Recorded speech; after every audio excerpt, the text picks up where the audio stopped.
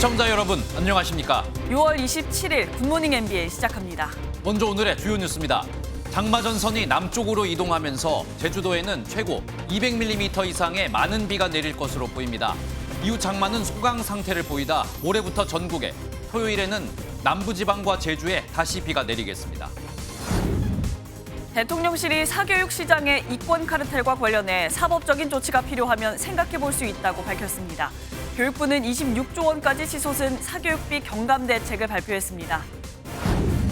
대장동 50억 클럽 의혹을 수사 중인 검찰이 핵심 당사자인 박영수 전 특검과 양재식 전 특검보에 대해 구속영장을 청구했습니다.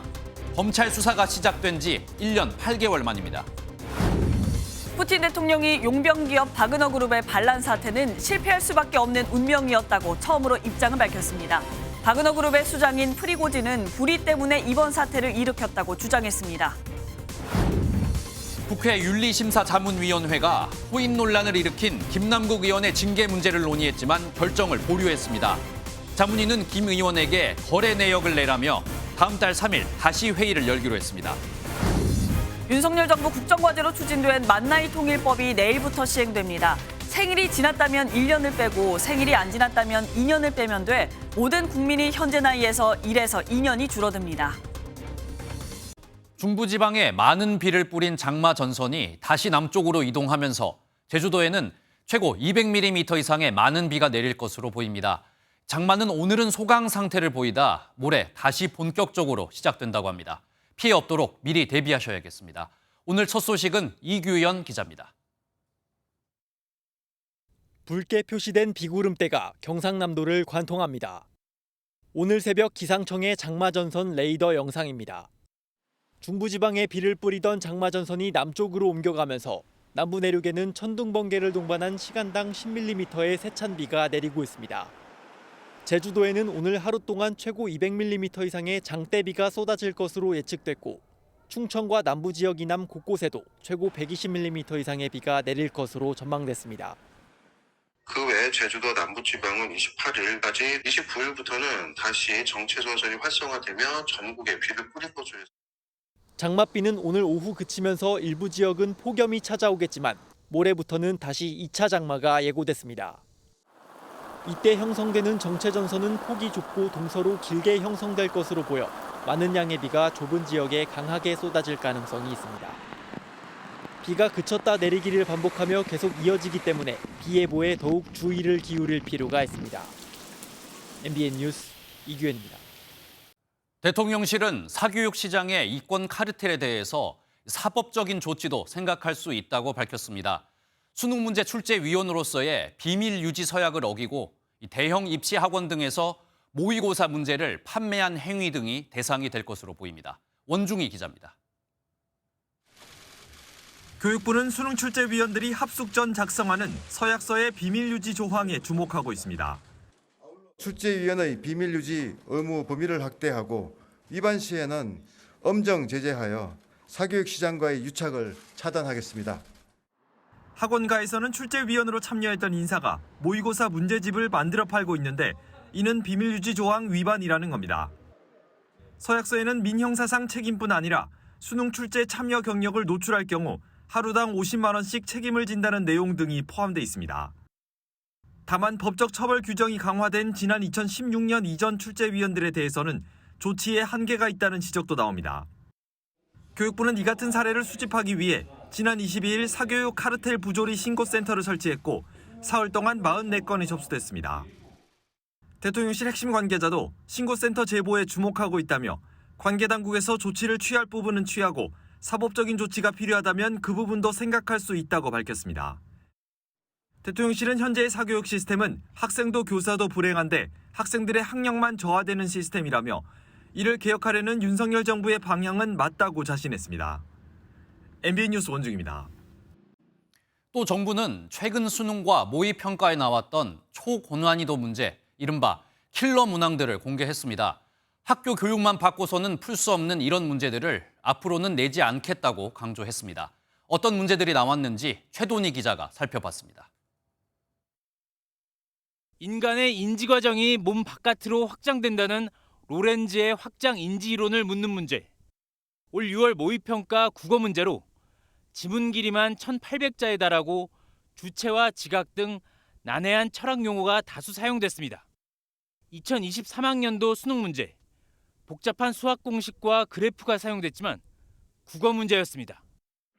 이른바 킬러 문항으로 10명 중 7에서 8명이 틀렸고 국어, 영어, 수학 등 전 영역에 출제됐습니다. 현직 교사나 학원 강사 선생님들도 정말 어려워하시고 풀다가 틀리는 경우도 많이 있거든요. 저도 풀면서도 정말 그 시간 안에 풀 수 있는 사람도 얼마나 될 것인가 의문을 계속 들더라고요. 당시 출제 기관은 교육과정 안에서 출제했다고 했지만 교육부는 킬러 문항이라고 봤습니다. 최근 3년간 실시된 수능과 모의평가 문제 480문항 중 26개가 킬러 문항이라고 했는데 이런 킬러 문항 때문에 사교육 의존도가 높아졌다는 게 교육부 판단입니다.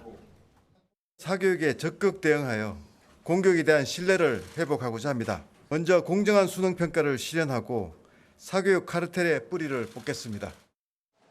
교육부는 이런 킬러 문항을 없애면서도 변별력을 갖출 수 있도록 현장 교사를 중심으로 공정수능 출제 점검위원회를 신설해 수능 출제 관리 체계를 강화하기로 했습니다. 또 중고등학생의 교과 사교육을 줄이기 위해 EBS 유료 강좌를 무료로 전환하고 방과 후 교과 보충 지도를 확대하기로 했습니다. MBN 뉴스 최동입니다.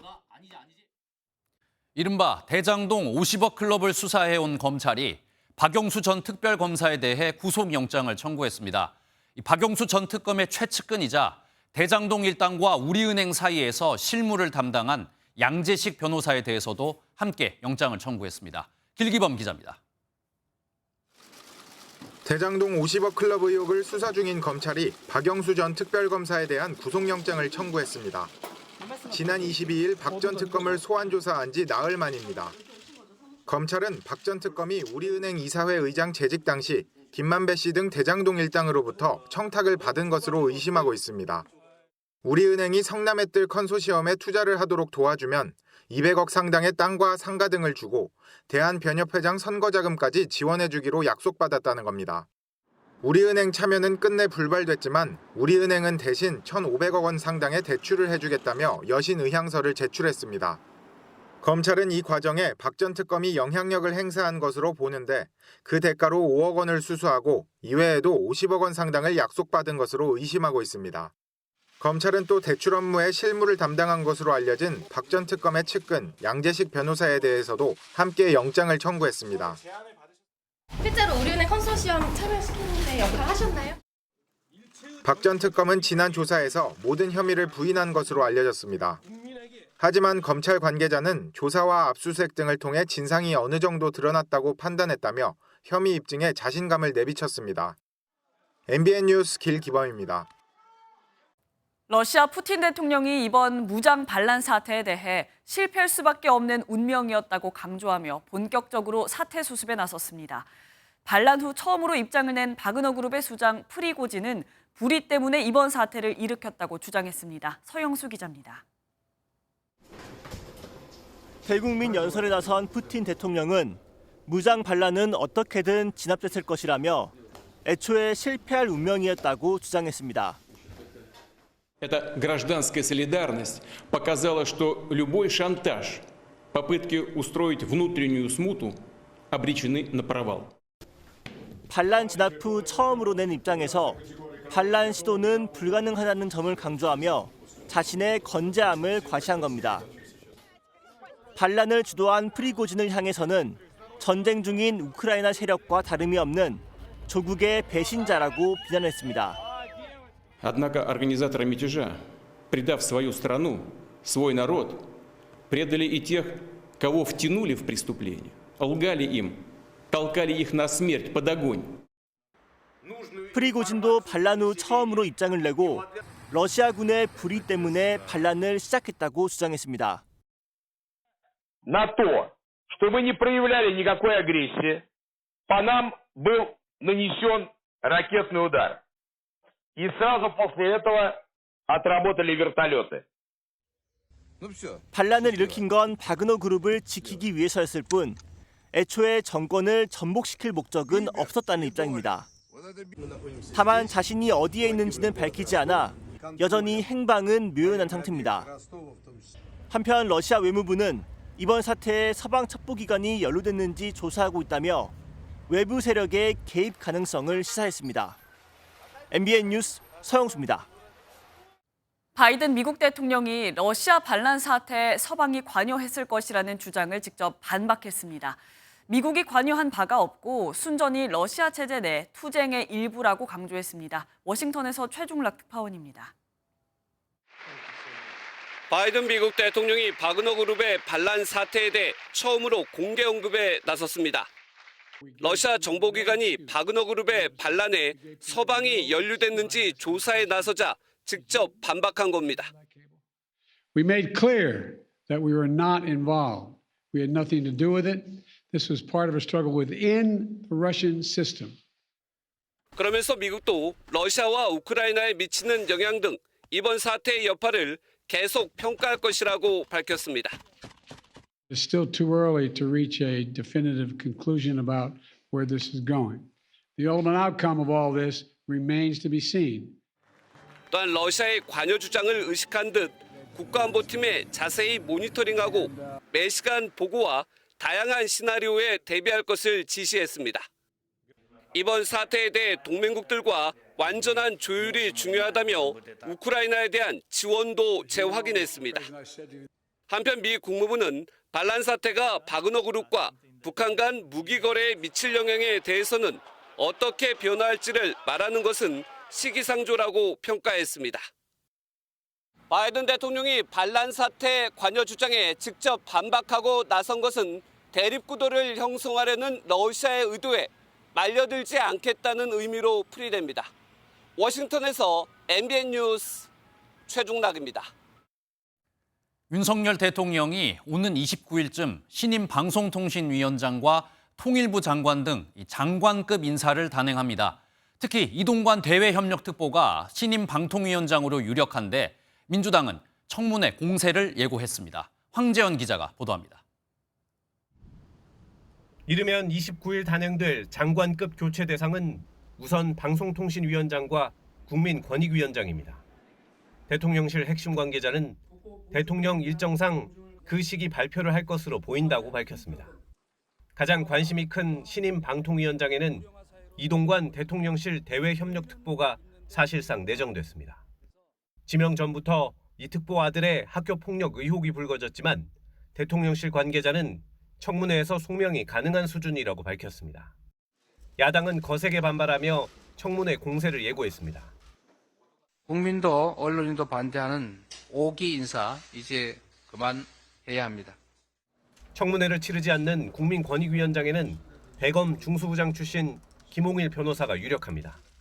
올해 첫 국무위원 교체 대상으로 예상되는 통일부 장관의 후임으로는 김용호 성신여대 정치외교학과 교수가 유력한 가운데 이정훈 연세대 국제대학원 교수도 거론됩니다. 교체설이 돌고 있는 이창양 산업자원통상부 장관은 윤 대통령이 막판까지 고심하는 것으로 알려졌습니다.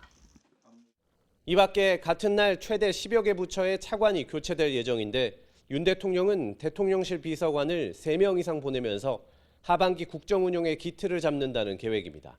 MBN 뉴스 황지연입니다. 국회에서는 윤리심사자문위원회가 코인 논란을 일으킨 김남국 의원의 징계 문제를 논의했지만 어제 결론을 내지 못했습니다. 김남국 의원이 코인 거래 내역을 제출하지 않아서 판단이 어렵다고 밝혔는데 이 김남국 의원을 한 차례 더 부를 수 있다며 압박에 나섰습니다. 이혁근 기자입니다.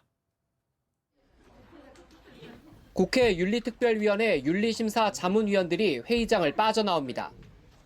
수십억 가상자산 거래 의혹을 받는 김남국 의원에 대한 징계 수위를 놓고 2시간 넘게 논의했지만 결론을 내리지 못했습니다. 김 의원이 거래 내역을 제출하지 않아 판단이 어렵다는 입장입니다. 결론을 내려고 했는데 아무래도 거래 내역도 안 냈고 또 김남국 의원한테 추가로 더 거래 내역을 내라는 그런 공문을 보내고 또 저희도 윤리특위에 대해서 기간 연장을 요청을 하겠습니다. 자문위는 김 의원을 한 차례 더 불러 사실관계를 추궁할 뜻도 내비쳤습니다. 그러면 김남국 의원님 추가 출석할 가능성도 있나요? 그거는 나중에 저희가 필요하면 더 요청을 해가지고. 김 의원이 계속해서 전체 코인 거래 내역을 내지 않으면 징계 수위 결정에 참작하겠다고도 압박했습니다. 하지만 앞서 비밀이 보장되지 않는다며 자료 제출을 거부했던 김 의원이 자문위 요구에 응할지 미지수입니다. 여야 동수 추천의 자문위에선 중징계가 필요하다는 의견과 일단 수사 결과를 보자는 의견이 팽팽했던 걸로 알려졌습니다. 국회의원에 대한 징계는 제명, 30일 이내 출석 정지, 공개 사과, 공개 경고 등이 있습니다. 자문위는 다음 달 3일 다시 회의를 열고 김 의원에 대한 징계 수위를 논의하기로 했습니다. MBN 뉴스 이혁근입니다. 국민의힘은 주한미군의 사드 기지가 있는 경북 성주를 찾았습니다. 야권이 단식 농성으로 일본 오염수 문제의 공세 수위를 높이자 과거 사드 괴담을 꺼내들면서 맞대응에 나섰습니다. 이 내용은 유호정 기자입니다. 사드 문제로 한때 어려움을 겪었던 성주 농민들을 찾아 참회 시식에 나선 국민의힘 김기현 대표. 여기 더 맛있다. 엄청 달아요, 엄청 달아. 사드 전자파 영향이 미미하다는 환경 영향평가 결과를 강조하며 과거 민주당의 사드 괴담 책임론을 부각했습니다. 민주당 인사들은 괴담 노래를 부르면서 전자파 밑에서 내 몸이 찢어질 것 같아. 나아가 문재인 정부가 환경 영향평가를 고의로 지연시켰을 가능성도 제기했습니다. 국민의힘은 사드 평가 결과를 계기로 야당의 괴담 정치를 주장하며 오염수 방류 공세에 맞서겠다는 계획입니다. 사드 사태는 후쿠시마 오염수 문제의 미리 보기와 다름없습니다. 광우병 사태에서 10수년간 이어진 민주당의 괴담 정치로 야당은 장외 집회에 이어 방류 저지를 위한 단식 농성에 나서며 여론전에 총력을 다하고 있습니다. 민주당 윤재갑 의원이 일주일째 단식 농성을 이어가는 가운데 우원식 의원과 정의당 이정미 대표도 동참했습니다. 일본이 방류를 중단할 때까지 무기한 단식 농성에 돌입하겠습니다. 오염수 방류 시기가 다가오면서 여야의 여론전도 더 격화할 것으로 보입니다. MBN 뉴스 유호정입니다. 더불어민주당 이낙연 전 대표가 귀국하자 친이낙연계는 기다렸다는 듯 이낙연 역할론 띄우기에 나섰습니다. 반면 국민의힘은 수박 왕이 돌아왔다며 민주당의 균열을 예상하고 있는데요. 친이재명과 비이재명으로 나뉘었던 민주당 내부 갈등에 새로운 변수가 될 것이란 전망도 나옵니다. 안보람 기자가 보도합니다. 저의 못다한 책임을 다하겠습니다. 이낙연 전 더불어민주당 대표의 이 발언에 대해 친이낙연계 윤영찬 의원은 예측을 뛰어넘었다고 강조했습니다. 앞으로의 정치 행보에서 좀 새로운 모습을 보이겠다, 변화된 모습을 보이겠다. 또 다른 친이낙연계 이계호 의원 역시 그분 존재 자체가 정치라며 어떤 식으로든 국가 발전에 기여하겠다는 표현이라고 분석했습니다. 나아가 이재명 대표와 각을 세우기도 했습니다. 이재명 대표가 이낙연 대표를 최대 라이벌로 생각하고 이낙연 악마와의 무관하다고 저희는 생각하지 않습니다. 이재명 대표 리더십 논란이 이어지는 가운데 이낙연 전 대표 역할론에 힘을 싣는 겁니다. 친명계는 이 전 대표 지지율이 높지 않다면서 비명계가 이 전 대표를 중심으로 뭉칠 가능성을 일축했습니다. 국민의힘은 민주당 내 균열을 노렸습니다. 이른바 수박왕으로 불리는 이낙연 전 대표가 들어왔기에 민주당의 내적 갈등이 이제 본격적으로 시작되었다는 평가가. 이런 가운데 이 전 대표는 집 근처에 사무실을 마련하고 그제 저녁 측근들과 만찬을 하며 향후 역할에 대해 논의한 걸로 확인됐습니다. MBN 뉴스 안보랑입니다. 화요일인 오늘은 동쪽 지역을 중심으로 비가 내리겠습니다. 오전까지 영남 지방에는 집중호우가 쏟아지겠는데요. 김나영 기상캐스터 자세한 날씨 알려주시죠. 네, 오늘 동쪽 지역에 계신 분들은 우산을 잘 챙겨주셔야겠습니다. 현재 서울 등 서쪽 지역은 대부분 비가 그쳤지만 여전히 동쪽 지역을 중심으로는 비구름이 머물고 있고요. 경북 지역에는 다소 강한 비가 집중되고 있습니다. 오늘 오전까지 영남 지방에는 시간당 20mm 안팎의 강한 비가 집중되겠고요. 오후부터 밤 사이에는 제주에 또다시 장대비가 쏟아질 수 있어 계속해서 안전사고에 주의하셔야겠습니다. 비는 오전에 서쪽 지역부터 그치기 시작해 오후면 대부분 잦아들 텐데요. 하지만 전남과 경남, 제주는 내일 새벽까지도 비가 이어지겠습니다. 그 사이 예상 강수량은 제주에 최고 50mm 이상, 전남 남해안에도 70mm 이상의 많은 비가 내리겠고요. 그 밖의 지역은 5에서 최고 60mm의 비가 예상됩니다. 날은 다시 더워지겠습니다. 오늘 낮 기온은 서울 29도, 대전 30도, 대구는 32도까지 오르면서 어제보다 2도에서 5도가량 높겠고요. 습도도 높아서 후텁지근하겠습니다. 날씨였습니다. 오늘 하루 중요한 일정을 소개해드리는 굿모닝 오늘입니다. 어떤 일정이 있는지 함께 살펴보겠습니다. 최저임금위원회가 오늘 오후 8차 전원회의를 열고 내년 최저임금 인상폭에 대한 논의를 합니다. 근로자위원이 요구한 내년 최저임금은 12,210원이고 사용자위원 측은 오늘 구체적인 요구안을 제시할 것으로 보입니다. 정부와 의사단체가 전문가들과 의사 인력 확충을 위한 구체적인 방안과 규모를 논의합니다. 정부와 대한의사협회는 오늘 오후 의사 인력 수급 추계 전문가 포럼을 열고 과학적 근거에 기반한 적정 의사 인력 확충 방안을 논의할 예정입니다. 윤석열 대통령은 용산 대통령실에서 국무회의를 주재합니다. 오늘 국무회의에서는 프랑스, 베트남 순방 성과를 공유하고 또 장마와 관련한 대책 점검을 지시할 예정입니다. 국회 교육위원회는 오늘 전체 회의를 엽니다.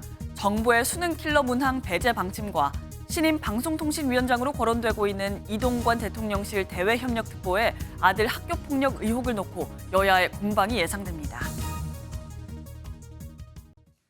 세계 대부분 나라에서 만 나이를 사용하는 것과 달리 우리나라는 한국식 나이와 만 나이를 혼용해서 사용해왔죠. 내일부터는 우리나라도 계약과 공문서 등에 만 나이를 사용하게 됩니다. 이렇게 되면 전 국민이 한두 살씩 어려진다고 합니다. 전민석 기자입니다. 우리나라에서 나이를 세는 법은 한국식 나이와 만 나이, 연 나이 크게 세 가지가 쓰입니다. 대부분의 나라에서 만 나이를 사용하는 것과 다릅니다. 나이 기준이 혼용돼 혼란을 막고자 내일부터는 특별한 규정이 없으면 행정 민사상 나이를 만 나이로 계산하고 표시하는 만 나이 통일법이 시행됩니다. 만 나이는 태어난 날부터 0살로 시작해 생일마다 한 살씩 더하는 나이 계산법입니다. 이를 적용하면 내일을 기준으로 생일이 지나지 않은 사람은 2살이, 생일이 지난 사람은 1살이 적어진다고 보면 됩니다. 나이 세는 법이 정해져 있는 개별법을 제외하고 법령과 계약, 공문서의 만 나이로 통일돼 연금 수급이나 계약 분쟁 등에서 혼란이 줄어드는 효과를 기대할 수 있습니다. 그동안 나이 기준 혼용으로 인해서 불필요하게 발생했던 사회적 비용을 크게 절감하는 효과가 예상이 됩니다. 다만 취약과 병역 의무 연령, 주류 담배 구매 연령 등 일부 분야에선 기존 연나이를 사용합니다. 대표적으로 취약 연령의 경우 현재 초중등교육법에 따라 만 나이로 6살이 된 다음 해 3월 1일부터 입학할 수 있습니다. 내년 기준으로 2017년생이 초등학교에 입학하는 겁니다. 정부는 취약 연령이나 병역 의무는 1년 단위로 운영돼 만 나이 적용을 예외로 둔다고 설명했습니다. MBN 뉴스 전민석입니다. 교육부가 지난 21일 개통한 제4세대 교육행정정보 시스템 나이스가 오류를 일으키면서 교육 현장이 대혼란에 빠졌습니다. 일부 학교에서는 다른 학교의 기말고사 답안지가 인쇄되는 등 오류가 속출하자 시험 일정을 바꾸는 총극까지 벌어지고 있습니다. 정주영 기자가 보도합니다. 서울의 한 고등학교 가정통신문입니다. 교육행정 시스템 나이스가 오류를 일으켜 이미 지난주 금요일에 시작된 기말고사 일정을 변경한다고 긴급 공지합니다. 교육부가 2,800억 원을 들여 새로 만든 4세대 나이스 도입 이후 답안지를 출력했을 때 다른 학교 시험에 답안지가 인쇄되는 오류가 속출하고 있기 때문입니다. 급기야 교육부는 17개 시도교육청에 기말고사 답지와 문항 순서를 변경하란 공문까지 내려보냈습니다. 고3 수험생의 대입 수시 모집 학생부 작성이 당장 다음 달부터 진행되는 만큼 학생부 마감에 차질이 생길 것이란 우려마저 나옵니다. 중등교사 노동조합이 교사들을 설문조사한 결과 87.3%는 4세대 나이스 시스템에 매우 불만족, 8.9%는 불만족이라고 응답했고 개통 시기에 대해선 99%가 부적절하다고 지적했습니다. 전국 교직원 노동조합은 기말고사 성적 처리가 몰린 6월에 4세대 나이스 개통을 강행한 이유가 무엇이냐며 교육부를 비판했습니다. 학교 현장의 의견을 무시하고 6월 개통을 강행한 것은 대통령의 순행 발언에 이어 교육 현장의 실태를 모르는 교육부의 무지에서 발생한 행정폭력이다. 실청 교육교사 모임은 학교 업무를 마비시킨 4세대 나이스의 사업자 선정 경위 등을 밝혀달라며 감사원에 공익감사를 청구했습니다. 교육부는 시스템 안정화에 노력하고 있다며 기존의 3세대 나이스를 일시 사용할 수 있도록 했다고 밝혔습니다. MBN 뉴스 정주영입니다.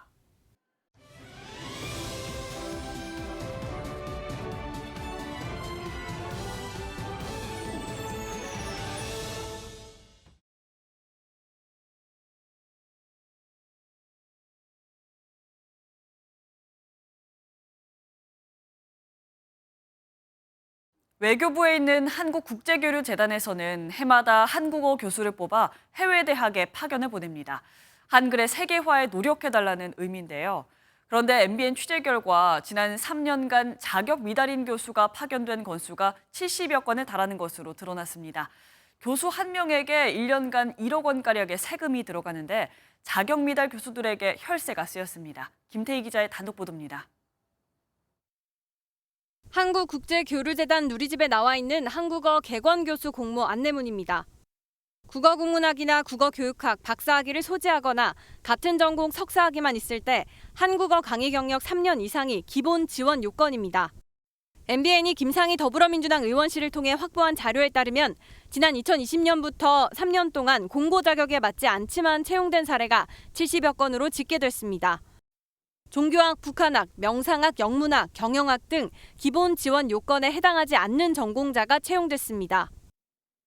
한국 교수님들한테는 뭘 물어봐도 제대로 답해주는 사람이 없다라던가 이런 얘기들이 계속 들려오는 거예요, 여러 대학에서. 한국국제교류재단은 해당 요건을 갖춘 사람을 찾기 쉽지 않다고 해명했습니다. 또 대학에서 요구하는 조건을 맞추다 보니 지원 자격에 해당하지 않는 사람도 있다고 덧붙였습니다. 채용 대행을 해주는 기관이라고 봐야 되거든요. 물론 저희가 그 체재비를 다 부담을 하고 있기는 하지만. 채용되면 외국에서 교수직함을 갖게 되고 1억 원가량의 연봉을 받게 됩니다. 현재 한국국제교류재단은 채용 비리 건으로 지난주 입건돼 조사를 받고 있습니다. MBN 뉴스 김태희입니다. 정확히 17초 만에 금은방을 턴 일당이 경찰에 붙잡혔습니다. 범행이 이렇게 빨리 끝날 수 있었던 이유는 망치를 휘둘러 그야말로 금은방을 박살냈기 때문이었는데요. 신속한 범행만큼이나 잡히는데도 시간이 오래 걸리진 않았습니다. 강진우 기자가 보도합니다. 검은 옷에 헬멧을 쓴 남성이 금은방 문을 망치로 깨고 들어갑니다. 가게 안에 보석이 없는 것을 확인하고 빈손으로 나온 남성은 미리 대기 중이던 일당의 오토바이를 타고 사라집니다. 며칠 후 다른 지역의 금은방에 나타난 똑같은 남성은 이번에도 망치를 휘둘러 침입합니다. 보석 진열대를 박살내고 나서 미리 준비한 봉지에 기금속을 담아 달아납니다. 금은방을 트는데 걸린 시간은 17초였습니다. 복구하시는 분들 좀 바삐 움직이시고 사장님은 이제 좀 힘드셔가지고 뒤에 앉아 계시고 그렇게. 사라진 기금속은 19점, 모두 2천만 원치입니다. 경남 창원에서 두 번째 범죄를 저지른 일당들은 범행 발생 9시간 만에 경찰에 체포됐습니다. 빠른 검거가 가능했던 건 앞서 미수로 끝난 양산 금은방 사건 이후 이미 경찰의 추적이 시작됐기 때문입니다. 오토바이 도주 경로에 설치되어 있는 CCTV를 갖다가 50, 60대 정도 분석을 하기 시작했습니다. 체포를 하니까 아주 당황해하는, 빨리 왔다라고 자기들이 좀 당황해했습니다. 경찰은 20대 남성 2명을 특수절도 혐의로 구속하고 여죄를 캐고 있습니다. MBN 뉴스 강진우입니다. 대구에서는 주택가 담벼락이 갑자기 무너져 인근 주민 수십 명이 긴급 대피했습니다. 이 장마철을 앞두고 지자체들이 붕괴 위험이 있는 옹벽 등을 살펴봤는데 주택 같은 사유지들은 점검 대상에서 제외돼 사고 위험에 그대로 노출된 것으로 드러났습니다. 심우영 기자입니다.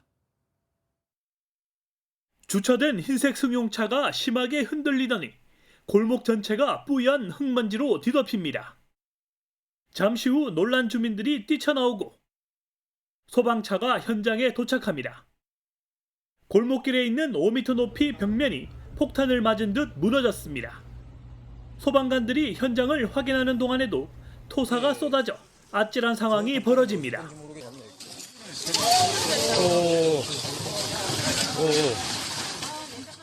건물 밑동마저 드러났고 무너진 곳에선 콘크리트와 흙더미가 흘러내립니다. 대구 두류동 주택가에서 축대가 무너졌습니다. 스며들면 물을 넣을 수밖에 없지요. 약하기 때문에, 집안이 약하기 때문에. 무너진 축대는 이처럼 임시로 가림막을 쳐놨지만 아래에 있던 차량 5대는 크게 파손됐습니다. 지자체와 경찰은 추가 붕괴를 우려해 축대 인근 21가구, 주민 29명을 대피시켰습니다. 사고가 난 곳은 1979년 지어진 빌라로 5층 규모 한개동에 16가구가 살고 있는데 노후화로 인한 붕괴로 추정됩니다. 붕괴 위험이 있는 급경사지는 전국에 13,000여 곳이나 되지만 공동주택 등은 사유지이기 때문에 지자체 점검 대상에서 빠져 있습니다. 단독주택은 사유 건축물 내입니다. 그렇기 때문에 우리 공식적으로 점검 대상에는 지금 제외되어 있습니다. 사유 건축물에 대해서도 추가 정밀 조사를.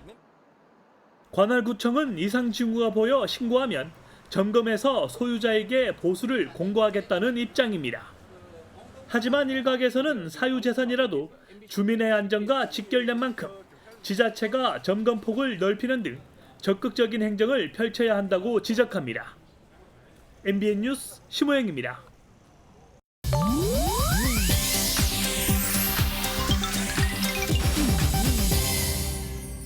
인터넷에서 화제가 되고 있는 소식들을 모아 전해드리는 인터넷 와글와글입니다.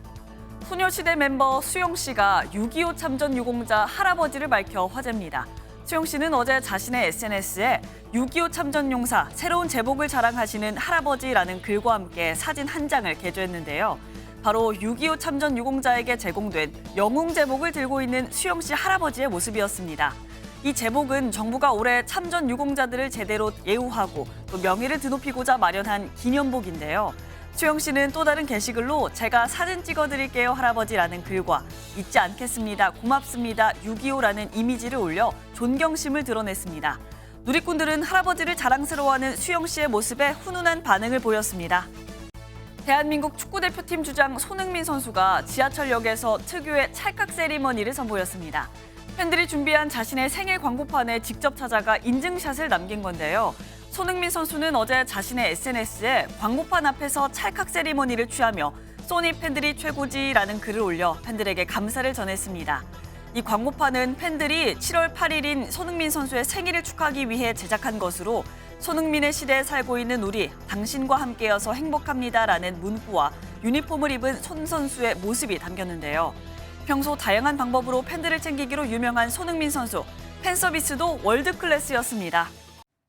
출생 신고가 안 된 이른바 유령 영화와 관련해 경찰은 11건을 수사하고 있다고 밝혔습니다. 새롭게 알려진 4건의 출생 미신고 사례 중에 특히 걱정되는 건 경기도 안성에서 태어난 2명의 아기입니다.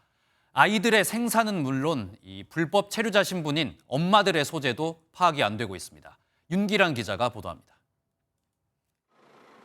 수원 냉장고 영화 시신 유기 사건을 비롯해 화성 영화 넘기기 사건 등 경찰이 수사 중인 유령 영화 관련 사건은 11건입니다. 경찰은 기존에 알려진 7건의 영유아 사례 말고도 새롭게 4건의 출생 미신고 사례가 있다고 발표했습니다. 먼저 안성에서 베트남 국적의 불법 체류 여성이 2015년 아이를 낳았는데 예방접종 기록은 있지만 출생 신고가 안 돼 있는 것으로 확인됐습니다. 안성시는 지난주 금요일 경찰에 수사를 의뢰했습니다. 남자분이세요. 그러니까 예방접종이니까 다른 보호자가 할 수도 있잖아요. 그분을 연락을 드려보고 만나도 봤는데 사실을 모르셔서. 산모가 아이를 데려가서 예방접종을 하고 서명을 다른 사람 이름으로 했을 가능성이 있다는 얘기입니다. 안성시는 또 태국 국적의 불법 체류 여성이 2015년 출산한 아이 역시 출생 신고가 안 된 점을 확인하고 수사를 의뢰할 예정입니다. 경찰은 우선 해당 아이들의 생사를 확인하고 친모들의 소재를 파악하는 데 주력할 방침입니다. 화성에서도 2017년과 이듬해 태어난 형제가 출산 기록은 있지만 출생 신고가 없다는 감사원 통보로 수사가 진행됐지만 두 아이 모두 건강하게 자라고 있는 것으로 파악됐습니다. 이들의 친모는 가정 내 문제가 있어 부득이하게 출생 신고를 하지 못했다고 경찰에 진술한 것으로 알려졌습니다. 경찰은 이 친모를 아동복지법 위반 혐의로 입건해 조사할 계획입니다. MBN 뉴스 윤기란입니다.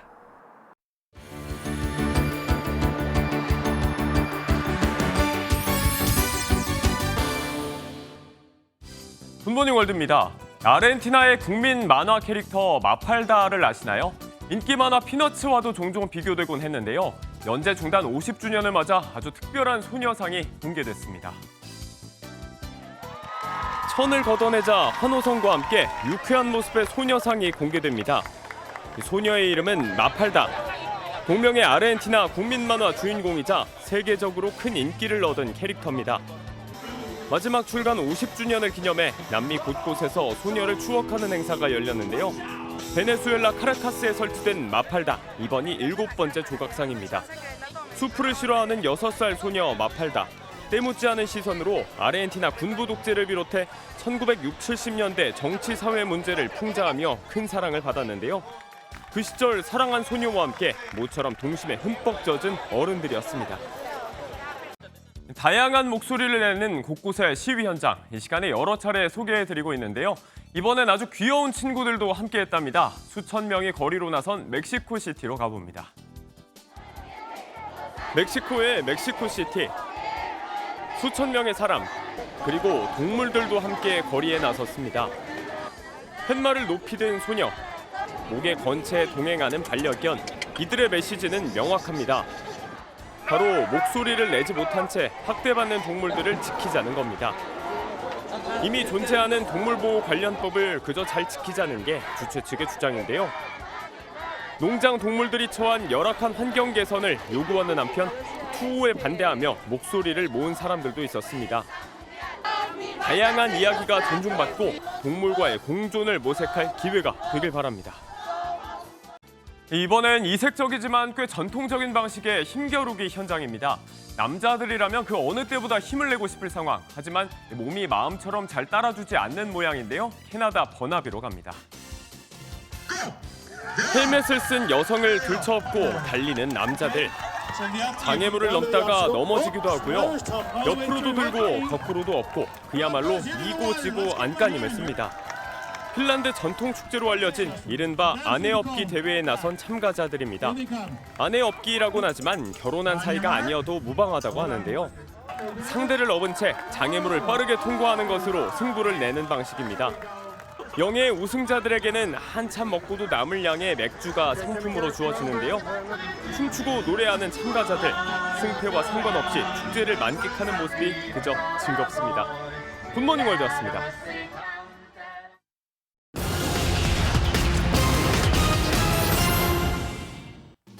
올해 하반기 전국적으로 집값 내림폭은 둔화하지만 하락세 자체는 이어질 것이란 전망이 나왔습니다.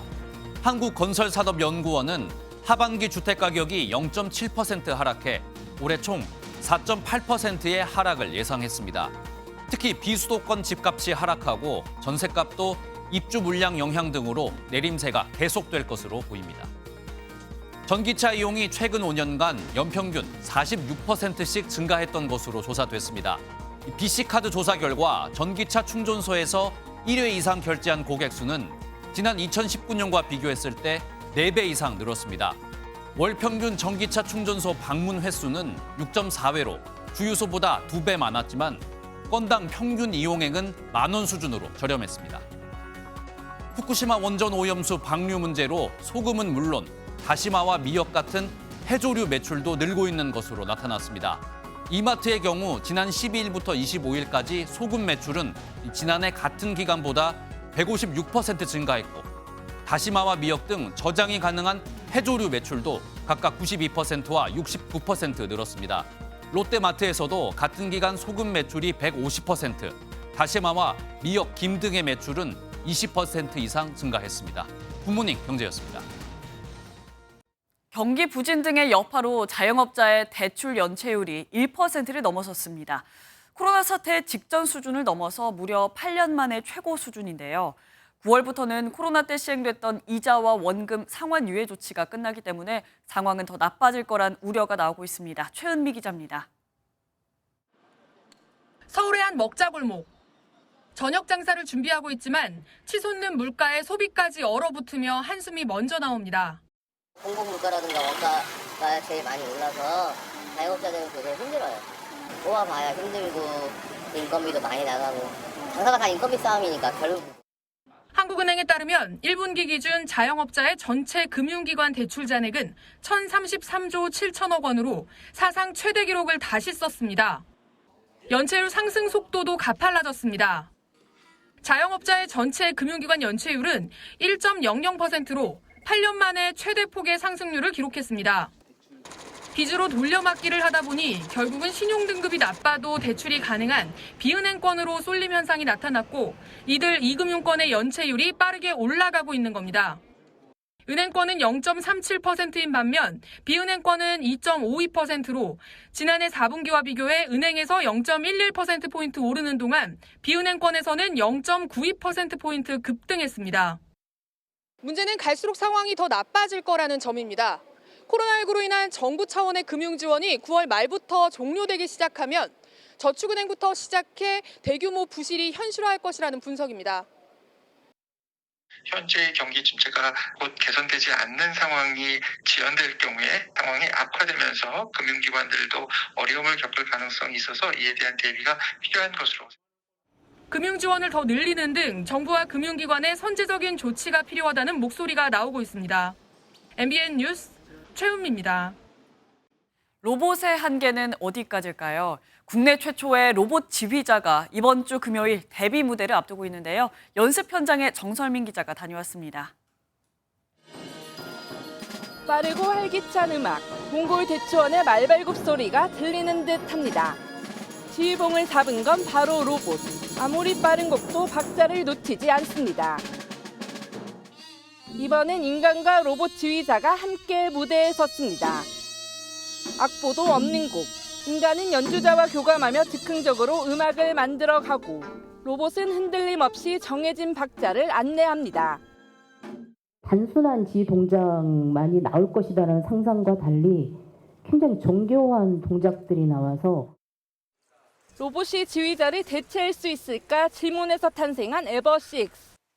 실제 지휘자의 모션을 캡처해 정교함을 더했는데 어깨와 팔꿈치, 손목 등 다양한 관절을 사용해 지휘봉을 흔듭니다.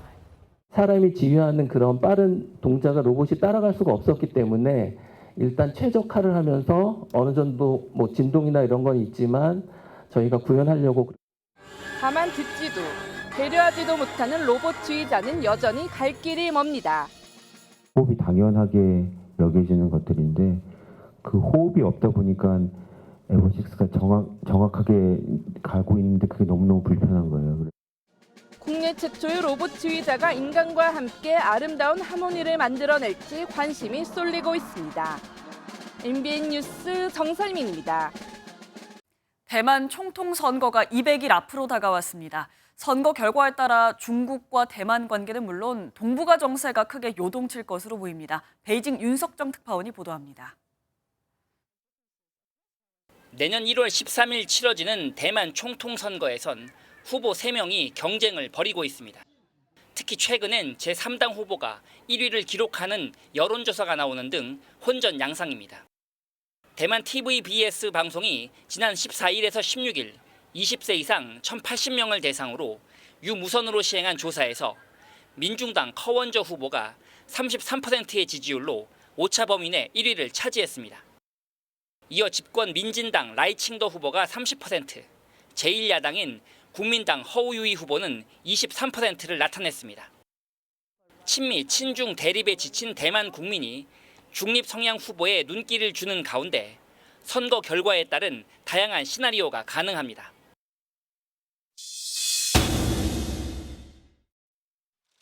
내년 총통 선거에서 친미 성향의 민진당이 또다시 승리한다면 양안 관계는 물론 미중 관계에서도 찬바람이 이어질 가능성이 큽니다.